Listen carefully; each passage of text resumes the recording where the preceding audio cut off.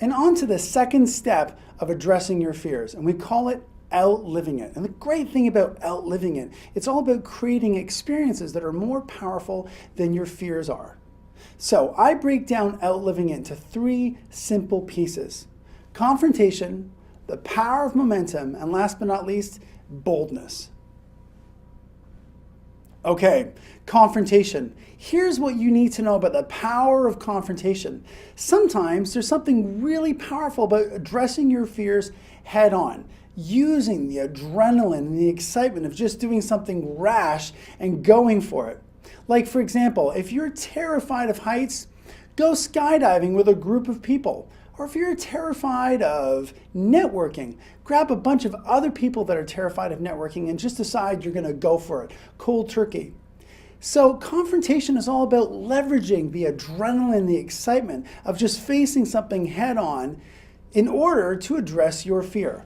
Sometimes I use confrontation, I make it really, really fun. I make it a game, like, you know what, we're going to all get together and we're going to address this thing that we're all afraid of. Confrontation can be very powerful if you use it right. Second, the power of momentum. Momentum is just like it sounds. It's about building a momentum one step at a time. So if there's something you're afraid of, outlive it by generating momentum, taking one small action. I'll give you an example. When I first got into running, I went out and I ran for 5 minutes. My lungs were killing me. My legs were killing me. I thought, this is murder. There's no way I'm going to keep this up. But I ran for a full 10 minutes. And then 2 days later, I repeated it. And I kept repeating that every 2 days. And after a week, just a week, I looked back and I said, wow, if I kept this up for a week, I can definitely keep it up for 2 weeks. And after 2 weeks, I was like, wow, if I can keep this up for 2 weeks, I can definitely keep it up for 3 weeks. And you see, that's how it works. The power of momentum is taking one small step at a time. In business, this works like gold. If you're afraid of making sales calls, all you have to do, just make one. And after you've made one, make a second. And keep going until at the end of the day, you look back and say, wow, I made 25 sales calls today. And you do that 2-3 days in a row. You look back and say, wow, I did this 75 times. I've made 75 sales calls. Clearly, this is not something I'm afraid of. You know, it's just like climbing a mountain. How do you climb a mountain? One step at a time. That is the power of momentum. Number 3, experiencing boldness. So here's what you got to know about experiencing boldness. Sometimes you don't even need to face your own fear head on in order to remember just how powerful you really are. Sometimes I like to go off and do something bold in some other area of my life, just to remind myself of what I'm capable of, because that's how fears work. Fears draw our focus away from ourselves and onto the fear itself. We actually forget all the things that we do really, really well. So I'll go off and do something bold. I'll ask my stewardess if I could get a meal before the plane even takes off.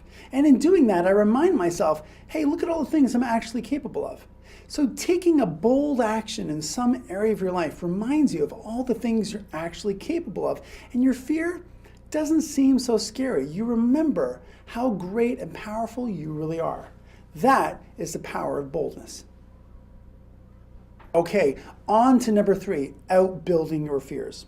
Listen, it's in the nature of fear to constantly build a case for itself. It needs evidence to survive. If it doesn't have evidence, it can't have any sway over you.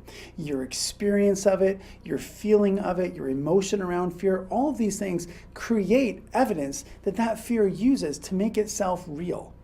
So, the cool thing is you can use the exact same technique to outbuild the power that fear has against you so that you can have power against that fear. And here's how you do it. All right, outbuilding your fear. How do you use this technique? The easy way to do it is to make small changes to a fear to change its overall impact. I'll give you an example. Let's say you're afraid of selling, for example. In truth, that's a very small part of who you are. I mean, you're a pretty vast, complex person. You've got interests, you've got passions, you've got a whole lifetime full of experiences. So in truth, being afraid of selling is a pretty small part. So why don't you change this? This is the first alteration you can make to your fear. Instead of saying, I'm afraid of sales, say, there's a small part of me that's afraid of sales. And then make another change. Because in fact, you're not afraid of all aspects of selling. There's a small part of it that you're afraid of, and that is probably failing at sales. So let's make another small change. So I'm going to say, there's a very small part of me that's afraid of failing at sales. See, it's a small, tiny change, but if I change my fear from saying, I'm afraid of sales, which seems so big and powerful over me, to there's a small part of me that's afraid of failing at sales, it has a different impact, doesn't it? Let's make one more change. There's a small part of me that's afraid of failing at sales some of the time. Is that not true? I think it is. The last technique is what I like to call truth icing, and it goes like this. Only if I were to fail all the time when I attempt sales, then I'd prove that I'm afraid of failing at sales. See, is that not technically true? That only if you were to always fail at attempting sales, then you'd prove that in fact you're afraid of failing at sales? So I like to use the build out technique to make small changes to the wording and the expression of my fear to take its power away from me. Finally, number 4, out-loving your fear. And this may be one that a lot of people have a hard time wrapping their head around. But the reality is all fears exist inside of us because there's a part of us that was actually trying to protect ourselves from a greater degree of pain. Let's say, for example, you're afraid of sales or networking. There's probably a part of you that was trying to avoid the disappointment or the negative emotion that would come from failing at these things. So really these fears come from a part of you that's very well intentioned. And that's why I like to call fears a bit of a two-sided coin. On the one side, you have the thing that you're afraid of. But on the other side, you have a part of you that's really trying to protect yourself. And is that not a good thing? I want you to try and love your fear. Now, how do you do this? There's a very default way that people in our world approach fears. They think that fears have to be eradicated, that fears have to be written out of our operating system, out of our brain code. And in fact, that's just not the case. Sometimes what you have to do is you have to allow yourself to love a fear, to embrace it, but to find ways in which you can safely coexist with that fear. And that's what I like to call the coexist game. So coexisting is really simple. If you have a fear, again, a fear of the failure, failing in sales, this is what I want you to do. Say, okay, rather than fighting this fear, I'm going to allow it. I'm going to allow myself to be afraid of sales. But I'm also going to put up some rules around it. I'm going to say, okay, I'm going to be afraid of selling, but you know what I'm also going to do? I'm going to let myself do that before I start picking up the phone and make sales calls, and after, but not during. I'm not going to make my fear wrong. I'm just going to say it doesn't have to happen all the time. And that's how you map out some rules to coexist with your fear. Don't fight your fear, accept it, embrace it, but also have some boundaries. Times when you're allowed to be angry, times when you're allowed to be afraid, times when you're allowed to be really impacted by your fear. And importantly, times when you're not. Finally, name the saboteur and love the saboteur.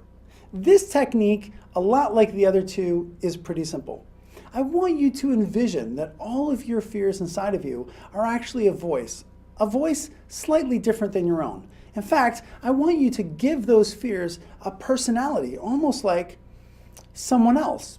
Now, I have a personality for my fears, for my saboteur, and every time I give that name, I call my fears Henry, I imagine his voice. It's a little boy, it's a squeaky voice, and he just really wants to keep me safe.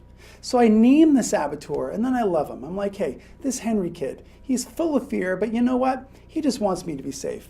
And I put my arms around him, and I imagine myself giving him a big hug. So know your saboteur, name him, give him an idea, a personality, a name, and that allows you to separate yourself from the idea of your fear and make it separate from who you are. There you go. Those are my 3 techniques for out-loving your fears. Here's my last tip for you, and I think it's a really important one. Be vulnerable. Share your fears. Share your fears with your friends. Share your fears with your coworkers, and you'll be surprised to find how many people have the exact same fear as you. And this is a really powerful experience because you suddenly realize you're not alone. And if these people are afraid of these things and they're taking action anyways, maybe you can too. So remember, be vulnerable and embrace the power of sharing with your community. So here's some thoughts that might inspire you as you're addressing your own fears. First off, fears are thoughts. They're a product of a creative mind, which means they're malleable. You can create thoughts to outthink your fears. The human brain is programmable, and you have the power. There's this great expression from a psychologist, Dr. Noam Spencer, and he says the only way out of fear is through it. And I think that really says a lot about what you need to do. You can't avoid your fears. You can't ignore them. What you need to do is you need to face them. You need to face them, you need to address them. You need to create experiences that are ultimately going to be more powerful than the fears are. Let's recap what we've learned here today. But first, let me tell you a really powerful and inspirational story about Warren Buffett, a famous American billionaire and perhaps one of the most influential businessmen of our time. Now, what you may not know is Warren Buffett had a tremendous fear of public speaking when he was younger. In fact, he booked all of his college courses in the evening so he could avoid having to speak in front of larger groups. At one point, he even enrolled himself in a public speaking course, but quit before the course began. Now, Warren Buffett has addressed this fear and overcome it to become one of the most influential thought leaders in America. Just a little example of someone overcoming their fear. All right, each and every one of you that have had the courage and the guts to watch this video are clearly people who are really serious about breaking through their fears, and for that, I admire you. So, here's my challenge for you. I want you to figure out what fear in your life you want to overcome. Then I want you to go to the Leo Facebook page, post that fear, sharing it with the community, and probably inspiring some other people who are too afraid to even admit their fear to go out and admit it. Then I want you to detail which of these steps, outlive it, outthink it, outbuild it, outlove it, which of those techniques you are going to use right now to address your fear. Post that on the Leo Facebook page, and we will pick one person at random every month that I will coach in person, one-on-one, and I will help you achieve your goals. Sound good? I'm looking forward to each and every one of you really stepping up to the plate, taking your fears, taking hold of your fears, and creating the life that you want to live. Let's recap what we've learned today. First off, fears are a product of the creative mind. They're thoughts that you give power to. And the way that you take power back is by using the four outs, which are outthink it, outlive it, outbuild it, and outlove it. Then you can also use the bonus tip of being vulnerable and accessing your community, sharing your fears, and getting strength from other people sharing theirs. Fears not only have an impact on you psychologically, but also physiologically.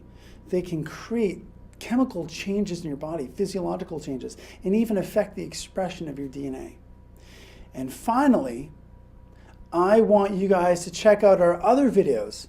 We have two great videos. One, how to be fearless and unlock your creativity, and assertiveness training and how to build your confidence. Two really great videos that are going to show you how you can also overcome your fears in different ways.